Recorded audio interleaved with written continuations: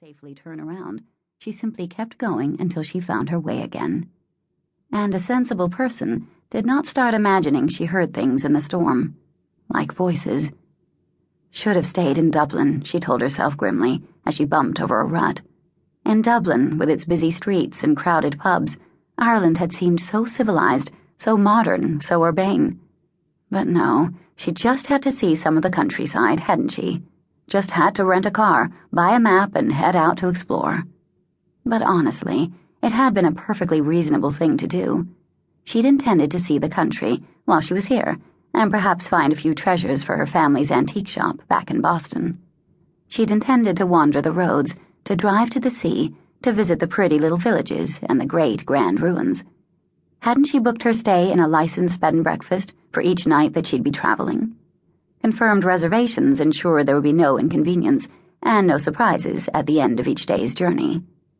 Hadn't she precisely mapped out her route and each point of interest, how long she intended to stay, studying each? She hadn't anticipated getting lost. No one did. The weather report had indicated some rain, but this was Ireland, after all. It had not indicated a wild, windy, wicked thunderstorm that shook her little car like a pair of dice in a cup and turned the long, lovely summer twilight into raging dark. Still, it was all right. It was perfectly all right. She was just a bit behind schedule, and it was partly her own fault. She'd lingered a bit longer than she intended at Powers Court Domain on her way south, and a bit longer again at the churchyard she'd come across when she headed west.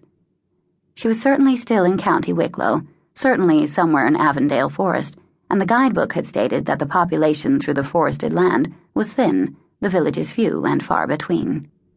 She had expected to find it charming and atmospheric, a delightful drive on her way to her night stay in Enniscorthy, a destination she'd been scheduled to reach by 7:30. She tipped up her arm, risked a quick glance at her watch, and winced when she saw she was already a full hour late. Doesn't matter. Surely they wouldn't lock the doors on her. The Irish were known for their hospitality.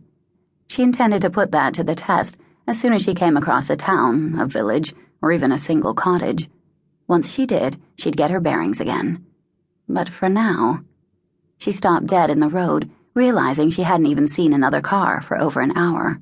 Her purse, as ruthlessly organized as her life, sat on the seat beside her. She took out the cell phone she'd rented, turned it on, and swore softly when the readout told her, as it had since she'd driven into the forest far enough to realize she was lost, that she had no signal. Why don't I have a signal? She nearly rapped the phone against the steering wheel in frustration, but that would have been foolish. What is the point of renting mobile phones to tourists if they're not going to be able to use them? She put the phone away, took a deep breath.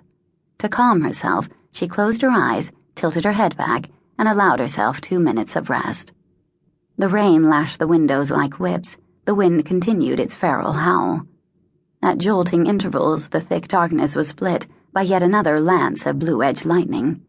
But Kayleen sat quietly, her dark hair still tidy in its band, her hands folded in her lap. Her mouth, full and shapely, gradually relaxed its tight line. When she opened her eyes, blue as the lightning that ripped the sky, they were calm again.